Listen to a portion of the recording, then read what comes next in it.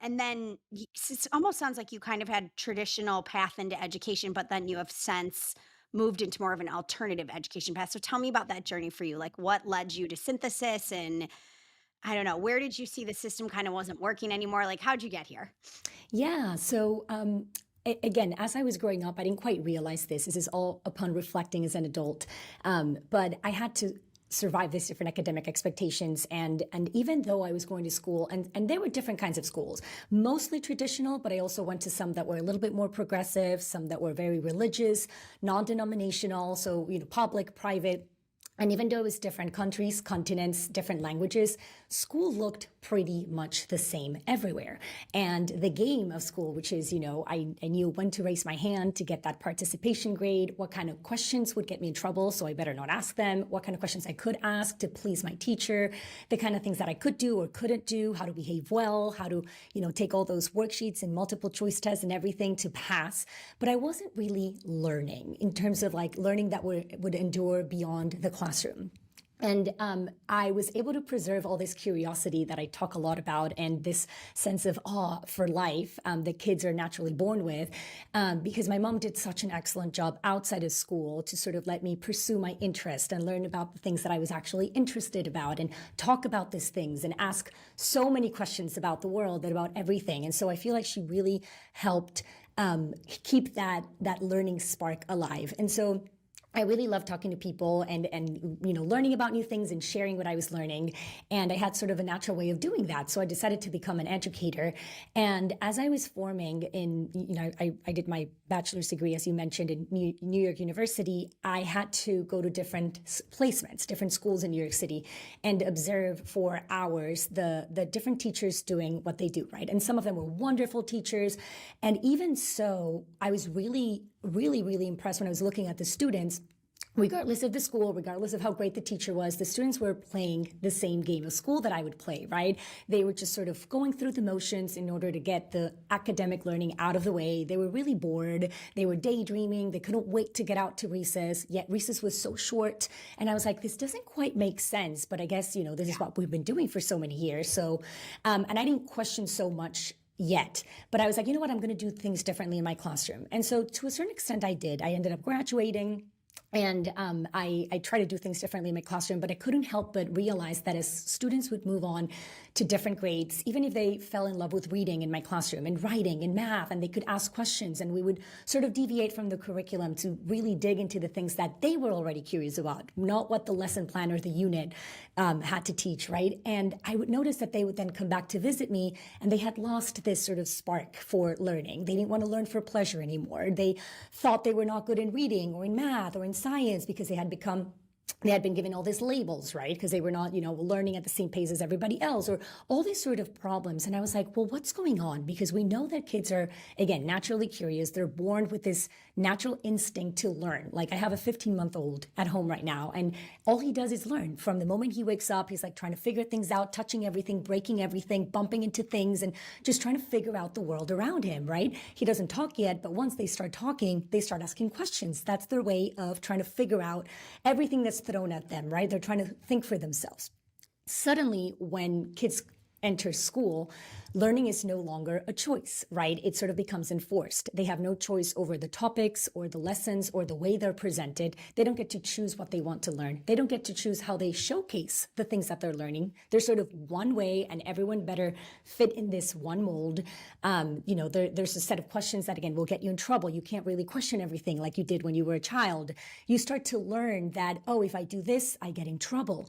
If I make a mistake, I get a bad grade, and then that goes on my permanent record, which means, I better not make those mistakes. I better not take those risks. So we start to train kids out of their natural habit, right? We start to sort of squash their curiosity, their creativity. Everyone starts to fit into this like box, right? And then many kids don't fit into that box. So these are the kids that start to fall through the cracks or start to lose the spark for learning. So I became really worried. And I realized that regardless of what I tried to do, I still, within the system, would have to teach certain things and leave homework, which is something that I'm not in favor of, especially because kids are already in school for so many hours a day. Yeah. I was very concerned with the lack of movement. We know that in order for kids to develop as healthy human beings and in order for them to learn properly, they need to be releasing a lot of energy. They need to be moving. They need to be jumping up and down. And they're not doing this in these classrooms where they have to be sitting up for so many hours and quiet and not talking. And so it was very evident and obvious that we were doing things that were not optimal for the students. And you just have to look at them to know that they're not enjoying their time there. And of course, I'm generalizing, right? Like there's some students that are perfectly cut for the system, but I would argue that most are not. And so Yeah. I was very frustrated. And after 4 years, I decided, I love working with kids. I love what I do. I have such a great relationship with them, but there has to be a better way. And so I left the traditional school system in search of alternative learning experiences that kids would actually want to be part of. Learning experiences where we would help them learn the skills that are going to help them thrive in this ever-changing, chaotic future that we live in, right? 2/3 of the kids that are going through grade school right now will end up doing jobs that haven't been invented yet. So I was like, instead of teaching them what to think and how to do things and all this knowledge that may or may not be relevant in the future, we need to teach them how to think for themselves, how to, approach failure, how to take risks, how to work in teams, how to collaborate, how to communicate effectively, how to find what they're really, really good at and then double down on that. Not so much trying to remediate their weaknesses, which is a lot of what happens in school. And they need to graduate knowing what they're excited to do and what they're good at, right? In order to sort of pursue that and be able to pivot in different directions and ask questions. And so as I started to explore this whole alternative education world, it turns out that there are a lot of startups and a lot of homeschooling communities and alternative school communities that are doing things differently and where kids are excited to learn. And they're learning very, very differently than we normally see in school. And suddenly all these opportunities started to become obvious. And I was like, why aren't we doing, why aren't more kids following this path? And it's because many parents just don't know about this opportunities, or they haven't quite realized that the way that we've been teaching is very outdated and there's a much better way to do it. And so I ended up joining Synthesis, which is this educational company that originated at SpaceX when Elon Musk realized the same things that we've been talking about, that a lot of parents have realized. My kids are not learning how to think. They're very bored. They're not being able to apply a lot of the things that they learn because they forget about them. They're just memorizing things. We need to create our own school. So he hired Josh Don, who's one of our co-founders, to start a brand new school at SpaceX without following the traditional, parameters or, the standards and all these academic things that schools usually fall into. And so what ended up happening was that kids were learning through projects. So instead of learning, subjects in isolation, which is what happens in school, here they had this big problem that they were presented with, and it was usually a real life problem. And they had to then use and learn about different skills in order to solve that problem. So they were really putting into practice the things that they were learning. And what research shows is that knowledge decays really quickly. So unless you put into practice what you've been learning in the next 14 days, even if it's theoretically interesting to you, you will forget about it, which, if you look at a lot of the things that we teach in school, most of the time they don't have practical applications right away. We're teaching, again, just in case for this future that may or may not come. And so in this school that was called Ad Astra when it started, everything had practical applications and it was all hands-on and it was through projects. And so kids were really in charge. They did not have instructions, the teachers would barely intervene. They were more of facilitators and guides that would pose questions and would sort of cheer you to keep going when things got hard. And it was really challenging because something that we've realized that we get wrong in school is that we water things down. We give kids a bunch of instructions. We don't want for them to get confused. When in reality, kids want that complexity. They crave that complexity. And that's why they're so drawn to video games, right? They're not drawn to video games because they're easy. They're drawn to video games because they're challenging and because they have to figure things out and because they get to keep trying until they finally achieve what they're trying to achieve. And so we modeled a lot of the things that we learned from games to this school, and the kids loved it. They were so excited. They felt so empowered. They were at the driver's seat. And the most popular class there was this class called Synthesis, which was this challenges that kids had to compete and collaborate against each other. And they learned different mental models that they had to apply in order to solve the challenges. And it was very high paced and no instructions. They had to figure things out. They got to fail over and over again and pick themselves up and realize that this is part of the learning process. They would not get these grades that would, punish them for learning, which is what happens in school. And so the results were just outstanding. Now, the problem is that the school was only for 48 kids, right? Elon's 6 kids and then the SpaceX employees, the kids of them. But we were like, okay, how can we grab this synthesis course and put it online so that kids all over the world have access to this. And so that was the origin of synthesis, and this happened like 3 years ago, where we launched the company, and it started as a set of simulations that kids get to play from ages 8 through 14, and there's mixed ages, right? Because that was one of the parameters in for this school and for synthesis. This idea of grade levels that we have in schools doesn't make sense, right? Because we know, like, when in the real world do you only interact with people your age? Only in a school setting, right?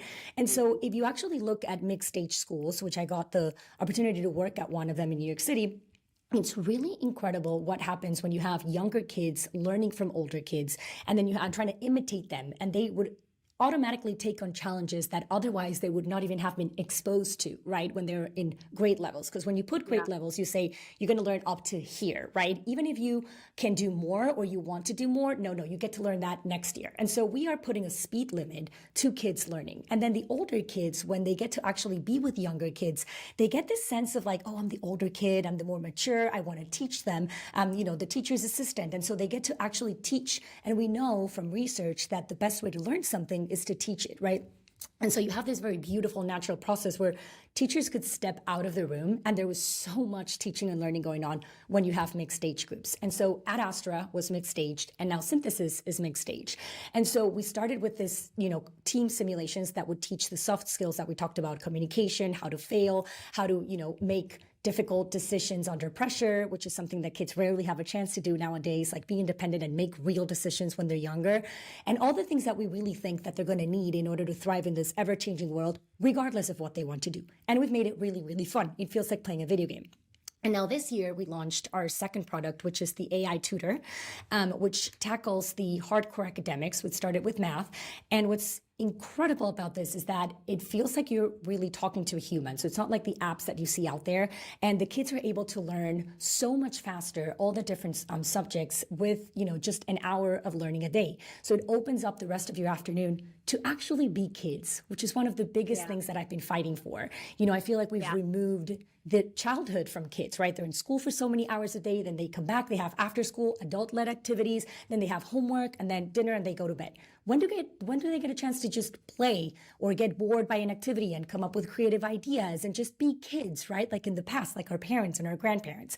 And so hopefully this kind of alternative education experiences are solving for that problem. So that was a long answer to sort of share what my journey has been like, and what we're working on now, and why I'm so passionate about what I'm doing. So cool. So